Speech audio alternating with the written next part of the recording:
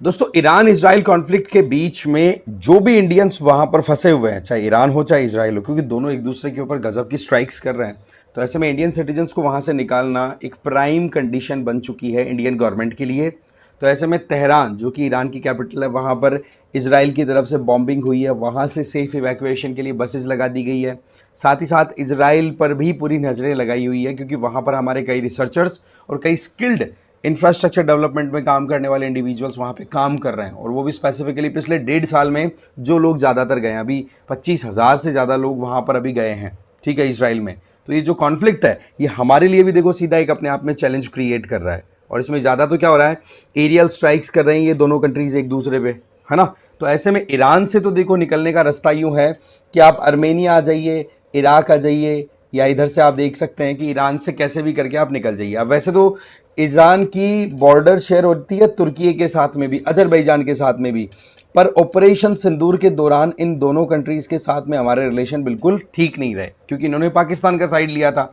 तो अर्मेनिया और देखें तो इराक थोड़ा सा रिलायबल ऑप्शन दिखाई पड़ता है कि भाई इधर से आप निकल लो, फिर वहाँ से हम सेफ इवैक्यूएशन आप लोगों का करा लेंगे।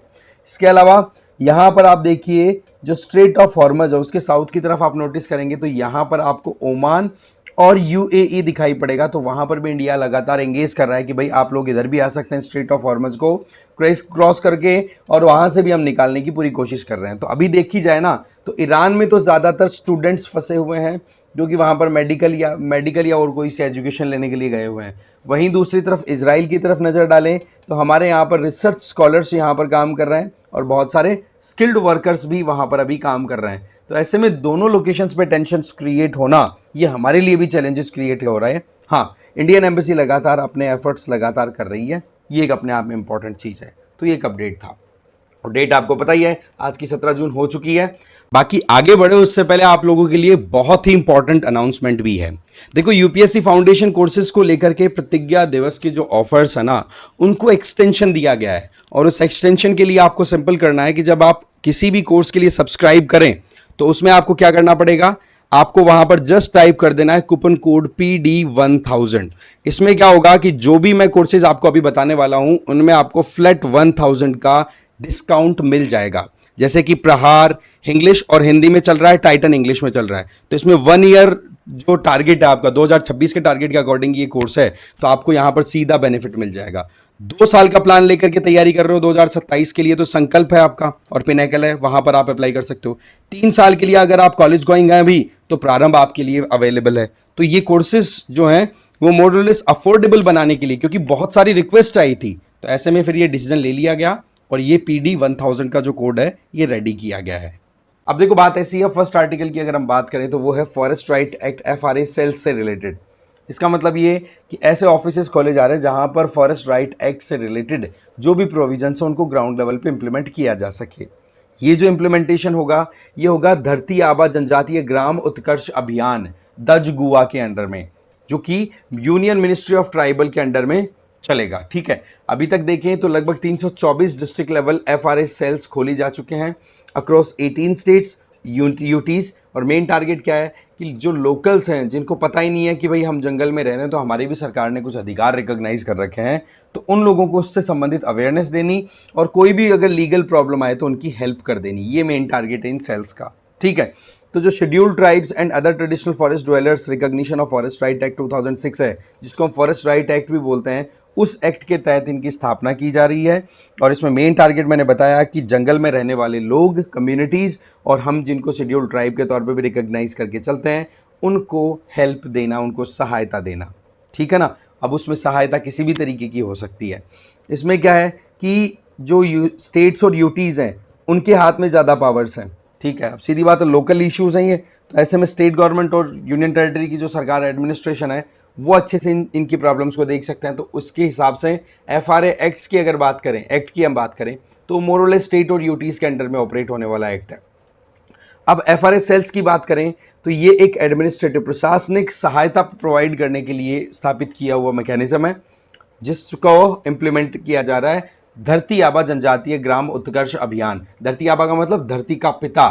बिरसा मुंडा जी ने जिस तरीके से ब्रिटिश राज के खिलाफ में पूरा अपना राइट्स के लिए फाइट की गई थी ना, बस उसी बात को ध्यान लेकर के ये नाम दिया गया है। और मेजर जो इम्प्लीमेंटिंग एक्ट है वो आपको पता है फॉरेस्ट राइट एक्ट 2006 है ही। इसमें सेल का काम क्या होगा, इनमें देखो ग्राम सभा है जो है उनकी सहायता कर देनी कि भाई किस तरीके से आप अपना पेपर वर्क कर सकते हो अपनी प्रॉब्लम्स को सॉल्व करने में, कैसे आप अपनी जो राइट्स हैं उनको क्लेम कर सकते हो।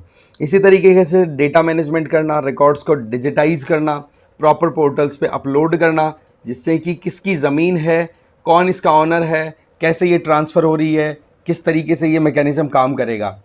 ऐसे नहीं कि बेच करके ट्रांसफ़र, नहीं, वहाँ पे जनरेशन टू जनरेशन हेरिडिटी के बेसिस पे वहाँ पे काम रहता है। ठीक है, तो वो डेटा प्रॉपरली मेंटेन रहे तो ज़मीनों के जो भी डिस्प्यूट्स हैं वो सॉल्व करने में भी आसानी हो पाएगी। इसके अलावा एविडेंस कलेक्शन में सहायता करना, ग्राम सभाओं को अगर कोई डिसीजन लेना हो, क्योंकि फॉरेस्ट राइट एक्ट की बात करें तो वहाँ पर डिसीजन में ग्राम सभा का बड़ा इंपॉर्टेंट रोल है। साथ ही साथ फॉरेस्ट लैंड का डिमार्केशन कि कौन सा एरिया जंगल का है, कौन सा रेवेन्यू विलेज है, या कोई ऐसा एरिया है जहाँ पर लोग रहते हैं पर उसका सर्वे ही नहीं हुआ अभी तक, तो उसका सर्वे करके रेवेन्यू विलेज की कैटेगरी में लेकर के आना।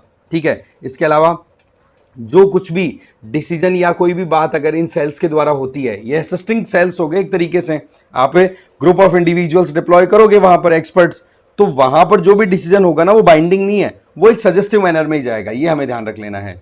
इसके अलावा सारा जो काम होगा वो स्टेट ट्राइबल वेलफेयर डिपार्टमेंट के अंडर में होगा, ध्यान रखें। और सबसे इंपॉर्टेंट कि जो मान लो फॉरेस्ट राइट कमिटीज हैं सब डिविजनल या फिर डिविजनल लेवल पे, वो भी यहाँ पर आप देखोगे कि इंटरफेरेंस नहीं करेंगी, है ना। Do not interfere with the statutory committee, अपने अपने सेगमेंट में ऑपरेट करेंगे। ऐसा नहीं है कि एफआरए सेल्स अगर बन गई हैं तो वो एक तरीके से प्रिवेल कर जाएंगी, अपनी बातों को थोप सकेंगी, नहीं, वो सजेस्टिव मैनर में काम करेंगे। फाइनेंशियल सपोर्ट की बात करें तो सेंट्रल गवर्नमेंट ने general in aid, grant in aid general provide किया है। इसका मतलब सेंट्रल गवर्नमेंट ने स्टेट्स को, यूटीज को पैसा ट्रांसफर किया है और उसमें जो पैसा ट्रांसफर किया जाएगा उसका कोई रिपेमेंट नहीं होगा, क्योंकि वो एक तरीके की सहायता है, समझ गए। बजटरी एलोकेशन की बात करें तो डिस्ट्रिक्ट लेवल पे जो एफआरए सेल्स ऑपरेट करते हैं उनको तो दिए जाएंगे 8.67 लाख रुपए, और स्टेट लेवल पे जो एफआरए सेल्स काम करेंगी उनको दिया जाएगा 25.85 लाख रुपीस। सबसे ज्यादा अगर पूछें तो ये एफआरए सेल्स कहां पर खोले गए हैं तो मध्य प्रदेश में 55, फिर छत्तीसगढ़, तेलंगाना, महाराष्ट्र, असम और झारखंड। तो सबसे ज्यादा कहां पर है वो ध्यान रख लेना, नंबर आपको थोड़ा सा याद रख लेना है। आगे बात करें इस पर्टिकुलर स्कीम की, धरती आबा जनजातीय ग्राम उत्कर्ष अभियान की, ये देखो अक्टूबर 2024 में लॉन्च हुई थी। इसमें अभी तक टारगेट लिया गया कि जो हमारे देश में ट्राइबल विलेजेस है उनकी संख्या लगभग 68,000 है, तो उन लोगों को स्कीम के अंडर में लेकर के आना। जो कि स्कीम में लाने का मेन पर्पस क्या है कि देखो हमारे सेंटर में ऑपरेट होने वाली डिफरेंट मिनिस्ट्रीज हैं जिनका डेवलपमेंटल एस्पेक्ट में कहीं पे भी काम होता है तो ग्राउंड लेवल पे गाँवों में जाके होता है, तो उन मिनिस्ट्रीज को भी इंटीग्रेट कर देना, है ना। इसके अलावा देखा जाए तो फंडिंग पैटर्न में सेंटर और स्टेट दोनों मिलकर के काम करते हैं। ड्यूरेशन की बात करें तो लॉन्चिंग 2024-25 में हो ही गई थी, बाकी चलेगा 28 एंड 29 तक। मॉनिटरिंग मैकेनिज्म की बात करें तो पीएम गति शक्ति पोर्टल है ना, वहां पर इसकी मॉनिटरिंग होती है। और पीएम गति शक्ति पोर्टल जो है वो लॉन्च किस लिए किया गया था कि अलग अलग मिनिस्ट्रीज हैं हमारे देश में जो कि अलग अलग इंफ्रास्ट्रक्चर डेवलपमेंट के एस्पेक्ट में काम कर रही हैं, तो उनको इंटीग्रेट करना, बेसिक इंफ्रास्ट्रक्चर को डेवलप करने के लिए जो भी आप कह सकते हो कि लूप होल्स हैं, गैप्स हैं, मिनिस्ट्रीज के बीच में कहीं पे प्रॉब्लम आती है, तो एक ऐसा आप कह सकते हो कि मैकेनिज्म डेवलप किया पोर्टल के थ्रू, जिससे कि आप एक मिनिस्ट्री में काम कर रहे हो, आपका लेटेस्ट अपडेट क्या है वो डाल दो तो दूसरे ऑटोमेटिकली अपडेट हो जाएंगे कि हाँ जी अब हमारा काम आ गया, हम एक्शन में आ जाते हैं। तो ये एक इंटीग्रेशन वाला काम है, तो उस पॉइंट ऑफ व्यू से ये दच गुआ स्कीम भी थोड़ा सा हमें ध्यान रख लेनी है। आ जाइए नेक्स्ट, डिजिपिन। देखो आपको पता, आपने भी कभी सोचा होगा कि यार हम किसी लोकेशन पे किसी को बुलाना चाहें तो बड़ी प्रॉब्लम आती है, कोऑर्डिनेट्स एक्यूरेट नहीं आते हैं, तो ये गवर्नमेंट ने दिमाग लगा लिया इस पे कि डिजिपिन करके हम एक मैकेनिज्म लॉन्च करते हैं। एक अल्फा न्यूमेरिक डिजिट होगा पूरा, ठीक है, एक नंबर होगा, वो हम शेयर करेंगे, वो एक तैयार किया जाएगा 4x4 के हर एक ज्योग्राफिक लोकेशन के लिए पूरे देश में, 4x4 मीटर का, 4 मीटर बाई 4 मीटर का एरिया आइडेंटिफाई करके और उसको लोकेशन की डिजिपिन दे दी जाएगी। इससे क्या होगा कि आप एक्यूरेटली कोई सर्विस अगर लेना चाहते हो तो वो एक्यूरेटली उस लोकेशन पे पहुंच जाएगी। यहां पर आपकी कोई पर्सनल इंफॉर्मेशन नहीं होगी, यहां पर इजीली बस आपको टैप कर देना, अपनी लोकेशन आइडेंटिफाई कर देनी कि हाँ मैं इस पर्टिकुलर डिजिपिन एरिया में खड़ा हूं या मेरी लोकेशन ये है, तो जो भी सर्विस डिलीवरी करने वाला होगा, मान लो इमरजेंसी केस है, पुलिस को बुलाना है, एम्बुलेंस बुलानी है, तो वो पहुंच जाएगी इमीडिएटली। इससे क्या होगा, भटकने की टेंशन खत्म हो गई। लोकेशन देने के बाद में भी आपको पता है ना किस तरीके से गूगल मैप परेशान कर देता, अरे यार गूगल मैप पे विश्वास मत करो, सुना होगा आपने, तो वो चीज यहां पे सॉल्व हो जाएगी। तो इंडियन गवर्नमेंट ने new digital address system launch किया है, जिसको डिजिपिन बोला है। मेन टारगेट है कि एक लोकेशन को, देश में कोई भी लोकेशन हो, उसको प्रॉपरली एक्यूरेटली आइडेंटिफाई किया जा सके। ये डिजिटल पोस्टल इंडेक्स नंबर है इसका, अगर पूरा नाम याद रखें तो। नंबर 2, इसका मेन पर्पज रहेगा एक्यूरेटली लोकेशन को आइडेंटिफाई करना, पर्टिकुलरली उन लोकेशंस को जिनका कोई अभी तक एड्रेस ही आइडेंटिफाइड नहीं है, अनक्लियर एड्रेस है। ठीक है, डेवलप किया है डिपार्टमेंट ऑफ पोस्ट के द्वारा, और इसमें साथ में काम कर रहे हैं आईआईटी हैदराबाद और इसरो के अंडर में जो नेशनल रिमोट सेंसिंग सेंटर है वो। ठीक है, क्योंकि मामला लोकेशन का, तो सैटेलाइट का रोल आएगा इसमें। फिर आ जाइए डिजिपिन की बात करें तो यूनिक फीचर, ये यूनिक अल्फा न्यूमेरिक कोड है, मतलब इसमें आपको अल्फाबेट्स भी देखने को मिलेंगे, ABCD जो भी है, और आपके न्यूमेरिक वर्ड्स हैं 1 2 3 4 वो भी दिखेंगे, राइट। तो ये 10 कैरेक्टर का अल्फा न्यूमेरिक कोड होगा, जो कि हर एक 4x4 स्क्वायर मीटर एरिया के लिए अलग होगा। ठीक है, जिससे कि पिन पॉइंट एक्यूरेसी हो सकेगी, भाई ये है एग्जैक्ट लोकेशन, यहां पे पहुंच जाओ। ठीक है, इससे क्या होगा, अर्बन हो, विलेज हो, फॉरेस्ट एरिया हो, मैरीटाइम जोन हो, सभी को कवर किया जाएगा। और ये जो कोड होगा ये इंटरऑपरेबल एंड ओपन सोर्स, क्योंकि हो सकता है आप घर की लोकेशन शेयर करना चाह रहे हो किसी के साथ में, हो सकता है कहीं पर आप जंगल में फंस गए हो, वहां से लोकेशन शेयर करना चाह रहे हो, समझ रहे हैं बात को। तो ये ओपन सोर्स होना जरूरी है, जहां पर चीजें चेंज भी की जा सके यूजर के द्वारा और एक दूसरे के द्वारा इंटरऑपरेबल, मतलब आप किसी रोड पे खड़े हो तो आज आप अपने डिवाइस से उस लोकेशन को शेयर कर रहे हो, कल कोई दूसरा भी कर दे, तो वो चीजें यहां पर ओपनली रखी गई। तो ओपन सोर्स है, इंटरऑपरेबल है, जियो कोडिंग की जाएगी, बताया मैंने, प्रिवेसी फोकस्ड, यहां पर इंडिविजुअल की पर्सनल इंफॉर्मेशन का कोई इंटीग्रेशन नहीं है, यहां पर मेन फोकस रहेगा जियोग्राफिक कोऑर्डिनेट्स का, कि एग्जैक्ट लोकेशन क्या है भाई, वहां पे पहुंच जाओ, पर्सनल डिटेल्स का कोई रोल नहीं है यहां पे। बेनिफिट, भाई सीधी बात है, अमेजॉन फ्लिपकार्ट जैसी जो सर्विसेज देने आते हैं उनको बेचारों को गलियों में कितना भटकना पड़ता है, एक्यूरेटली अपनी लोकेशन पे पहुंच जाएंगे। दूसरा, इमरजेंसी रिस्पॉन्स, मान लो पुलिस को, एम्बुलेंस को, फायर सर्विस को बुलाना है तो एकदम सही टाइम पे, मिनिमम कहते ना कि वेस्टेज ऑफ टाइम के वो पहुंच जाएंगे अपनी लोकेशन पे। एड्रेस सिंप्लीफाई हो जाएगा, बड़ा आसान हो जाएगा, जैसे कि मैं ऑलरेडी बता चुका हूं। अच्छा, एक बड़ी इंटरेस्टिंग चीज कि जो हम लेटर भेजते हैं, हमारा कागज वाला जो पत्र होता है, वो जो पिन कोड उस पर डालते हैं ना, उसको यहां पर रिप्लेस नहीं करने वाला है ये केवल डिजिटल सर्विसेज में हेल्प कर सकता है। बाकी पिन कोड तो आपका जो यूज होता है वो होगा वैसे के वैसे, बट यस, डिजिटल कम्युनिकेशन जो होता है एक इंडिविजुअल के और जो इंस्टीट्यूशन है, फिर चाहे गवर्नमेंट का हो या प्राइवेट का हो, उनके बीच में कम्युनिकेशन आसान हो सके, वो चीज इंश्योर करना इसका मेन टारगेट है। आ जाइए नेक्स्ट, स्ट्रेट ऑफ हॉर्मुज, जैसे कि हमने ऑलरेडी बात की है कि ईरान है ना, वो अभी इजराइल के साथ टेंशन के चलते इंटरनेशनल कम्युनिटी को परेशान करने की तैयारियां कर रहा है, जिसमें मेन टारगेट है कि स्ट्रेट ऑफ हॉर्मुज, जो कि ईरान नॉर्थ में है जिसके, और साउथ की तरफ देखोगे तो ये ओमान का रीजन है और ये यूएई, बोले इसको हम चौक कर देंगे, जिससे कि इंटरनेशनली जो भी पर्शियन गल्फ से ऑयल जाता है, जो कि बताया जाता है कि लगभग 20% है ग्लोबल सप्लाई का, तो उसको हम रोक देंगे तो सब घुटने पे आ जाएंगे कि हाँ जी, ईरान चाहता है कि युद्ध रुके या फिर ईरान के हिसाब से बात करनी पड़ेगी। तो कुल मिलाकर के ईरान स्ट्रेट ऑफ हॉर्मुज पे नजरें गड़ाए बैठा है कि रोक दो। और स्ट्रेट ऑफ हॉर्मुज की बात करें तो गल्फ ऑफ ओमान को पर्शियन गल्फ के साथ कनेक्ट करता है ये, ठीक है जी। स्ट्रेट ऑफ हॉर्मुज एक नैरो वाटरवे है, जो कि नॉर्थ में ईरान और साउथ में आप देखेंगे कि कौन आगे, ईरान और साउथ में ओमान और यूएई, जोड़ता किसको है, पर्शियन गल्फ को गल्फ ऑफ ओमान से और अरेबियन सी, क्योंकि अरेबियन सी का ही एक्सटेंशन है मोर और लेस गल्फ ऑफ ओमान की अगर हम बात करें। ये केवल 33 किलोमीटर चौड़ा एक कह सकते हैं कि नैरो कॉरिडोर है, जो कि बहुत ही इंपॉर्टेंट रोल प्ले करता है ऑयल सप्लाई में या फिर हम कहें हाइड्रोकार्बन सप्लाई में, ठीक है ना। तो यहां से शिपिंग को रोकने का दिमाग लगा रहा है ईरान। वर्ल्ड का most important oil transport transit choke point है ये। चौक पॉइंट क्यों, रोका जा सकता है इसको कहीं पर भी, और ये बॉटल नेक है एक तरीके की। और ग्लोबल ऑयल सप्लाई में 20% इसका कंट्रीब्यूशन है इस पर्टिकुलर पाथ का। आप देखिए पर डे 17 मिलियन बैरल तेल है ना, वो इधर से गुजरता है, ठीक है। तो ऐसे में यहां पर अगर चौक पॉइंट को चौक कर दिया ना ईरान ने, तो प्राइसेस जो हैं वो बढ़ेंगी और इसका सीधा असर हमारे देश पे पड़ेगा। क्यों, क्योंकि हमारी जितनी क्रूड ऑयल की रिक्वायरमेंट है उसका हम 2/3 से ज़्यादा, लगभग 85%, 80% से ज़्यादा तो हम इंपोर्ट्स पे डिपेंड करते हैं, तो सीधा उस पर असर आएगा। इसके अलावा जितनी हम एलएनजी इंपोर्ट करते हैं उसका 50% के ऊपर सीधा इसका असर आएगा। तो प्राइसेस कितनी राइज हो जाएंगी आप केवल अज्यूम कर सकते हैं, है ना, और उसका फिर इन्फ्लेशन, फिर इन पे असर देखने को मिलेगा, ट्रांसपोर्टेशन, फूड, हर चीज़ महंगी हो जाएगी।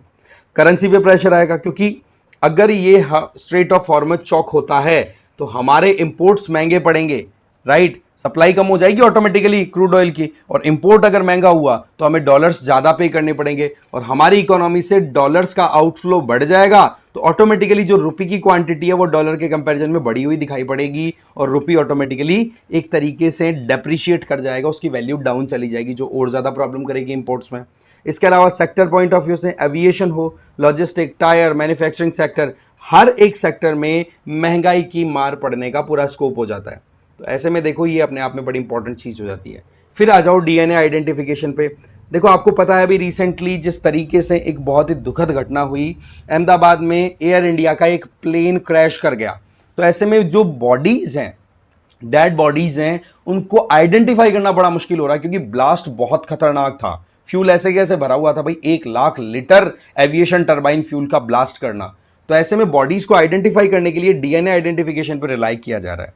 अब ये क्या होता है, कैसे काम करता है, इसको हम थोड़ा समझते हैं। डीएनए आइडेंटिफिकेशन एक साइंटिफिक मेथड है जहां पर एक इंडिविजुअल की आइडेंटिटी को पता करना आसान हो पाता है, और उसमें हेल्प होती है किससे, कि भाई माता पिता से जो कुछ भी आपके जेनेटिक आप कह सकते हो ऑर्डर्स हैं, कोड हैं, वो ऐसे कैसे ट्रांसफर होते हैं बच्चों में। तो एक तो वो, दूसरा बहन भाइयों के बीच में डीएनए मैचिंग करवा करके आइडिया लगाया जाए कि भाई ये इंडिविजुअल का डीएनए इस पर्टिकुलर इंडिविजुअल के साथ मैच कर रहा है, तो ये आपका बंदा है, ये इंडिविजुअल ये है, तो वो आइडेंटिफाई करने में हेल्प हो जाती है। डीएनए आइडेंटिफिकेशन में देखो जनरली देखें तो डीएनए हर एक पर्सन का यूनिक होता है, छोड़ करके आइडेंटिकल ट्विंस। आप देखते होंगे कि 2 बच्चे एक साथ पैदा हुए हैं और उनकी मोरलेस शक्ल भी मैच कर रही है, तो उनके अंदर बहुत हद तक डीएनए मैचिंग दिखती है। बाकी मोरलेस हर एक इंडिविजुअल का डीएनए अपने आप में बिल्कुल डिफरेंट होता है। और डीएनए क्या होता है, डीऑक्सी राइबो न्यूक्लिक एसिड। ये एक तरीके से इस तरीके से स्पाइरल हेलिक्स शेप में बनी हुई स्ट्रक्चर है जो हमारी बॉडी में है, ठीक है, डबल हेलिक्स स्ट्रक्चर। और इसमें सबसे इंपॉर्टेंट रोल प्ले करते हैं नाइट्रोजन के बेस। आपने नाम सुना होगा, एडेनिन, गुआनिन, थाइमिन, साइटोसिन। ये चारों जो है ना एक दूसरे के साथ जुड़े हुए रहते हैं, जो जिनका बेस मेन है नाइट्रोजन कंटेंट, ठीक है। और वो जो कनेक्टिविटी है इन चारों की एक दूसरे के साथ में, उसी के आधार पर एक पूरी सीक्वेंसिंग डेवलप होती है हमारी बॉडी में, और उसी सीक्वेंसिंग को देख करके हम पता करते हैं कि यार ये सीक्वेंस जो है ये तो इस परिवार के साथ जुड़ रही है, तो ये जो डेड बॉडी है ये डेफिनेटली इसी परिवार से जुड़ी हुई है। ऐसे हेल्प कर जाती है। तो जब कभी भी मास फैटिलिटीज होती हैं तब बॉडीज को रिकॉग्नाइज करना बड़ा मुश्किल हो जाता है, जैसे कि जल गई बॉडी, है ना, टुकड़ों में हो गई। देखो अब सीधी बात है, ये रियलिटी है, बोल रहा हूं बड़ी आसानी से, पर बहुत दुखद बात है ये अपने आप में। But fact of the matter is कि ऐसा हुआ है, तो उनको आइडेंटिफाई करने में प्रॉब्लम क्यों आ रही है। हो सकता है चिथड़े उड़ गए हो, टुकड़े हो गए, या फिर हो सकता है कि जल गई बॉडी, जिससे कि रिकॉग्नाइज ही नहीं किया जा पा रहा है इंडिविजुअल्स को।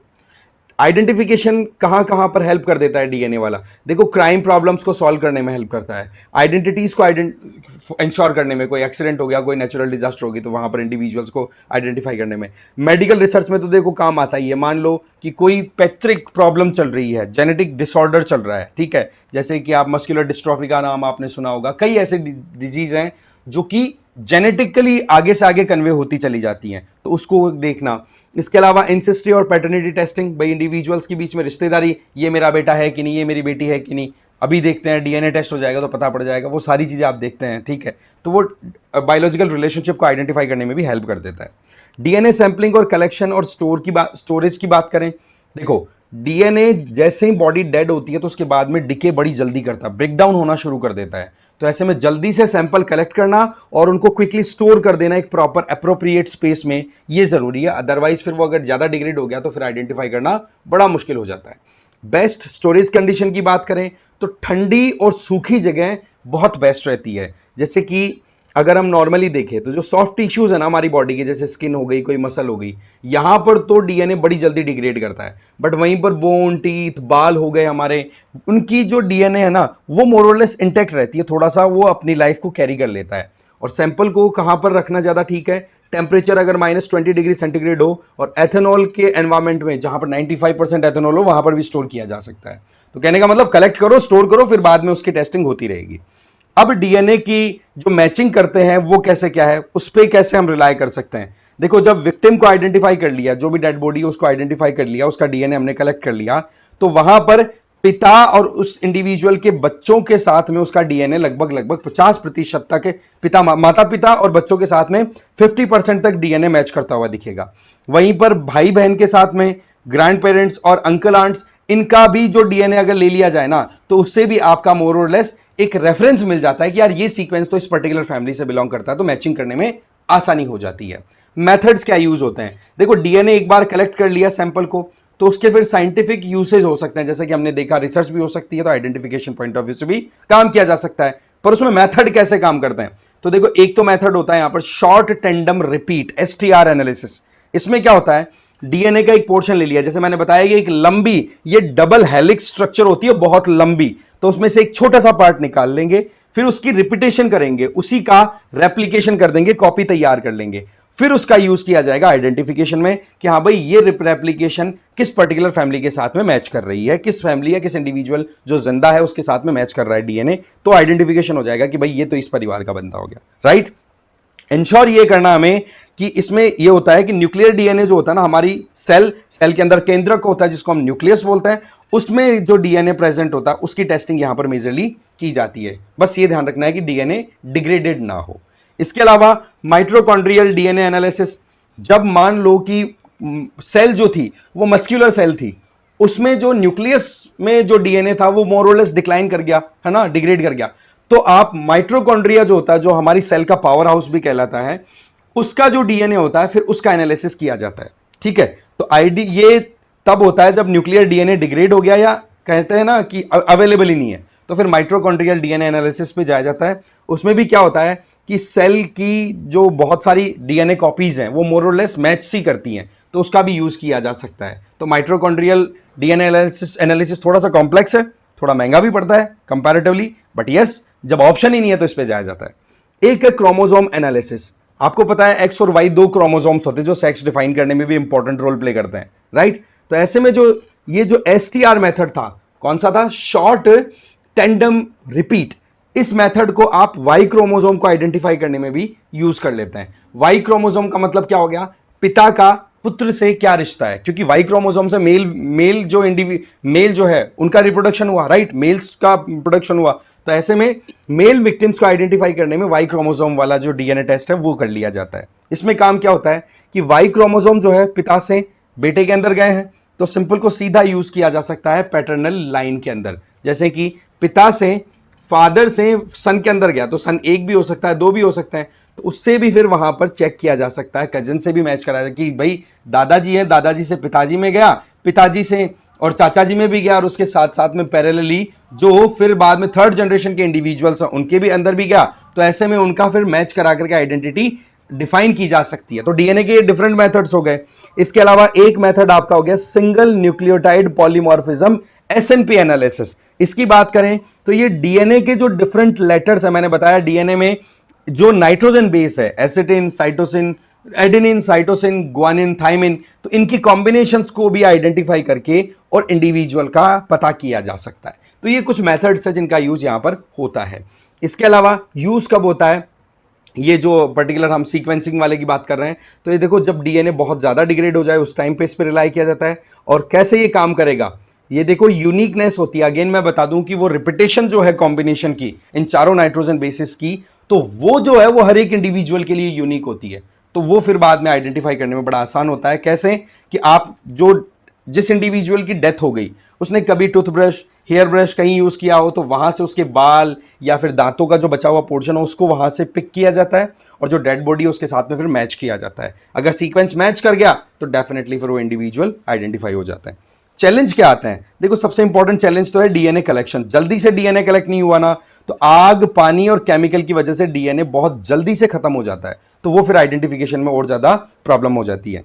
इसके अलावा कंटामिनेशन, कोई बहुत ही खतरनाक त्रासदी हुई, कोई डेब्रिस में, मलबे में मिल गया इंडिविजुअल का जो रिमेन था, बॉडी रिमेन, या केमिकल के साथ रिएक्शन कर गया, बायोलॉजिकल फ्लूइड जो है वो उसके साथ में रिएक्ट कर गए, तो ऐसे में फिर डीएनए सैंपल को कंटामिनेट कर देते हैं। फिर वहां से कलेक्शन करना और आइडेंटिफाई करना बड़ा मुश्किल हो जाता है एक इंडिविजुअल की, अगर हम बात करें तो। इसके अलावा बॉडी फ्रेगमेंट्स में टूट जाए, जैसे मैंने बताया कि ब्लास्ट इतना खतरनाक था ये कि वही बात है, पार्ट्स में डिवाइड होगी बॉडी, तो वहां से फिर बाद में इकट्ठा करना बड़ा मुश्किल होता है। बट अगेन फिर वो कलेक्ट करके फिर डबल ट्रिपल टेस्टिंग होती है कि हाँ ये डिफरेंट डिफरेंट पार्ट्स बॉडी के मिले हैं, पहले उनको मैच करो कि हाँ भाई इनका डीएनए मैच कर रहा है तो ये एक ही बॉडी होगी, फिर चेक किया जाता है कि हाँ भाई ये किस फैमिली से बिलोंग करता है। तो वो थोड़ा और ज़्यादा मुश्किल हो जाता है, उसमें फॉरेंसिक का बड़ा इंपॉर्टेंट रोल आ गया।